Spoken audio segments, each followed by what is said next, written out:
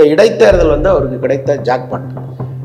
அவர் களத்துல இறங்கி வீடு வீடா போய் ஓட்டு கேட்டாருன்னா நிச்சயமா வந்து ஒரு மிகப்பெரிய மாற்றத்தை ஏற்படும். எடப்பாடி தலைமையிலான அதிமுகவில் கூட்டணி வைக்க போறாருங்கிறது தான் ஒரு தகவலா இருக்கு. பட் அங்க ரெண்டு பேரும் கூட்டணி வைக்கும் பொழுது யார் முதல்வருங்கிற ஒரு கேள்வி வரும்.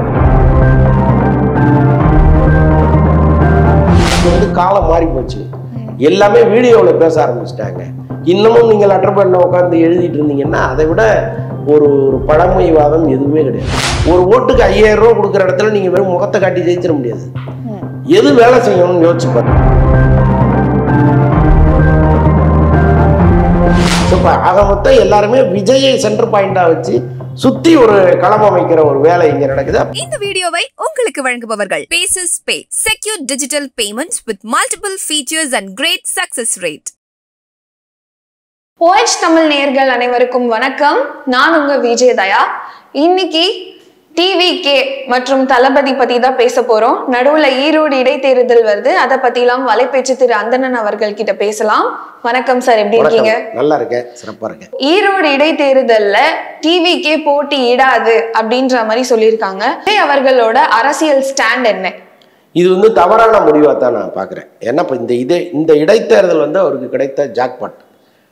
அவர் களத்துல இறங்கி வீடு வீடா போய் ஓட்டு கேட்டாருன்னா நிச்சயமா வந்து ஒரு மிகப்பெரிய மாற்றத்தை ஏற்படுத்தலாம். அவர் கட்சிக்கே வந்து முதல் வெற்றியா அது கருதப்படுகிற சூழலை உருவாக்கும். ஏன்னா இப்போ 2026 தேர்தலை அவர் பிளான் பண்றாரு. அன்னைக்கு வந்து ஒரு பொது தேர்தல் கிட்டத்தட்ட ஒரு 150 தொகுதியில் அவங்க கட்சி நிற்கிதுன்னே வைங்க. தனியானா 234, கூட்டணியோடனா அட்லீஸ்ட் ஒரு 100 120ன்னே வைங்களேன். அப்போ நீங்க பரவலான பார்வை தான் இருக்கும்.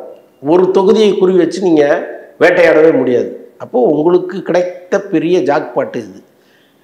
விஜயும் விஜய் தொடர்பானவர்களும் போய் அங்கே இறங்கி ஒரு 10 நாள் பிரச்சாரம் பண்ணா அங்க நடக்கிறதே வேற. ஒரு 2026 தேர்தலுக்கான ஒரு பெரிய முன்னோட்டத்தை நீங்க காமிக்கலாம். அட்லீஸ்ட் தோக்குறீங்கன்னா கூட வச்சுங்களேன், பணம் கொடுத்து ஜெயிச்சிட்டாங்கன்னு ஒரு பொய்யை சொல்லிட்டு நீங்க பாட்ட போகலாம். ஸோ அதற்கும் வந்து ஒரு வாய்ப்பை நீங்களே ஏற்படுத்திக்கலையோங்கிறது தான் என்னுடைய பார்வையா இருக்கு. ஒரு நல்ல வாய்ப்பை மிஸ் பண்ணிட்டார். அப்போ 2026ல இவரோட அரசியல் களம் எப்படி இருக்கும்? பல பேரும் பல விதமா யூகிக்கிறாங்க. அதை நான் கேள்விப்பட்டது என்னன்னா, அவர் வந்து எடப்பாடி தலைமையிலான அதிமுகவில் கூட்டணி வைக்க போறாருங்கிறது தான் ஒரு தகவலா இருக்கு. பட் அங்க ரெண்டு பேரும் கூட்டணி வைக்கும் பொழுது யார் முதல்வருங்கிற ஒரு கேள்வி வரும், கட்டாயமா வரும். அது தொடர்பாகவும் பல கேசியங்கள் இங்கே வருது. இதெல்லாம் உண்மையா பொய்யான்னு நமக்கு தெரியாது. இங்க அரசியல் வட்டாரங்களில் பேசப்படுகிற தகவலை தான் நான் சொல்றேன். எடப்பாடி முதல்வராகவும் விஜய் துணை முதல்வராகவும் இருக்கலாங்கிற மாதிரி முதலில் பேசப்பட்டதாகவும், இல்ல ரெண்டு பேரும் வந்து நீங்க பாதி நான் பாதி நாட்கள் வருஷங்கள் நீங்க, மீதி வருஷங்கள் நாங்கிற மாதிரி ஒரு ஏற்பாடு நடந்ததாகவும் சொல்றாங்க. பட் இதெல்லாம் வந்து நடக்குமா நடக்காதான்னு தெரியாது. அந்த சூழலை பொறுத்து அமைகிற விஷயம். அன்னைக்கு யாரெல்லாம் யார் கூடலாம் கூட்டணி வைக்கிறாங்களோ அதை பொறுத்து தான் மாற்று கூட்டணிங்கிறது ஒன்று உருவாகும். தொடர்ந்து வந்து பேசப்படுறது என்னன்னா, விடுதலை சிறுத்தைகள் விஜய் கட்சியோடு சேருவதற்கு ஒரு வாய்ப்பு இருக்கு. இதை வந்து திமுக ஸ்மெல் பண்ணிட்டு தான் திருமாவளவனுக்கு நிறைய நெருக்கடிகள் கொடுத்தாங்க. தேர்தல் நேரத்தில் நிச்சயமா அந்த கூட்டணி நடக்கும் அப்படின்னு ஒரு பக்கம் பேசுறாங்க. இன்னொரு பக்கம் வந்து பாமகவில் ஏற்பட்ட அந்த பிளவு இருக்குல்ல, ராமதாஸுக்கும் அன்புமணி ராமதாஸுக்கும் நடுவில் ஒரு பிளவு ஏற்பட்டு அநேகமா கட்சியை கூட 2ஆக உடையதற்கான ஒரு சூழல் இருக்கு. அதுல அன்புமணி தலைமையிலான கூட்டணி வந்து விஜயை நோக்கி வரும் அப்படிங்கிற மாதிரி ஒன்று சொல்றாங்க. ஸோ இப்போ ஆக மொத்தம் எல்லாருமே விஜயை சென்டர் பாயிண்டா வச்சு சுத்தி ஒரு களம் அமைக்கிற ஒரு வேலை இங்க நடக்குது. அப்ப விஜய் வந்து முதல் தேர்தலிலேயே ஒரு முக்கியமான இடத்துல இருக்காருங்கிறது வேணா நம்ம. இப்போ எந்த ஒரு பிரச்சனை நடந்தாலுமே அதுக்கு வந்து குரல் கொடுக்கணும். ஆனா பிரச்சனையை பத்தி பேசாம அறிக்கை மட்டும் விடுறாரு. இது அரசியலுக்கு சரியா வருமா? நிச்சயமா சரியா வராது. இதை விஜயை சுற்றி இருப்பவர்கள் முதல்ல அவருக்கு உணர்த்தணும், இல்லைன்னா விஜயே தானா உணரணும். சினிமாவை முழுக்க நான் முடிச்சுட்டு எனக்கு தேவைப்படுற நேரத்துல தான் நான் ரோட்டுக்கு வந்து அரசியல் பண்ணுவேன் அப்படின்னா மக்கள் எல்லாத்தையும் பார்த்துட்டே இருக்காங்க. நமக்காக ரோட்ல வந்து நிக்கிறது யாரு, நமக்காக ரோட்ல நிக்காம ஒரு பாதுகாப்பான இடத்துல உட்காந்துட்டு அரசியல் பண்றது யாருன்னு அவன் அனலைஸ் பண்ண ஆரம்பிச்சாலே விஜய்க்கு தோல்வி நிச்சயம். அப்போ என்ன பண்ணணும்னா எல்லாத்துலயும் இறங்கணும். நீங்க இறங்கலைன்னா கூட புசி ஆனந்தோ அல்லது உங்களுக்கு கீழ் அடுத்தது ஒரு கவர்ச்சியான தலைமையை உருவாக்கணும். இப்போ எப்படி திமுகவில் வந்து அவ்வளோ பெரிய தலைவர்கள் மாவட்டந்தோறும் இருக்காங்களோ, இப்போ அங்கே போனால் பொன்முடி, இங்கே போனால் துரைமுருகன், அங்கே போனால் நேருன்னு அப்படி நிறைய பேர் இருக்காங்க இல்லையா. அவங்க வந்து அந்தந்த மாவட்டங்களில் அவங்க வந்து ஒரு குறுநில மன்னர்கள் மாதிரி இருக்காங்க. அப்போ நீங்கள் அந்த மாதிரி தெரிந்த முகங்களை உருவாக்கணும்.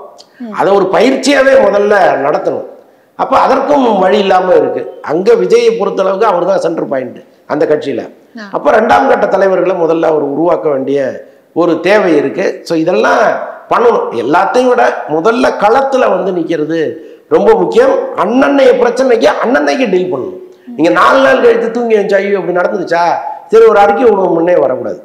அன்னைக்கு என்ன நடக்குதோ அந்த நிமிஷமே நீங்கள் மற்றவர்களுக்கு முன்னாடி முந்திக்கிட்டு ஒரு அறிக்கை ஒன்று வெளியிடணும், ஒரு குரல் கொடுக்கணும். இன்னைக்கு வந்து காலம் மாறி போச்சு, எல்லாமே வீடியோவில் பேச ஆரம்பிச்சிட்டாங்க. இன்னமும் நீங்கள் லெட்டர் பேடில் உட்காந்து எழுதிட்டு இருந்தீங்கன்னா அதை விட ஒரு பழமைவாதம் எதுவுமே கிடையாது. அழகாக ஒரு செல்ஃபோன் எடுத்து ஒரு 5 வரியோ 10 வரியோ நீங்கள் பேசி வெளியிடுவதற்கான அந்த இது இருக்குல்ல, அந்த அது ஏற்படுத்துகிற ஒரு சூழலை வந்து வேற எதுவுமே ஏற்படுத்தாது.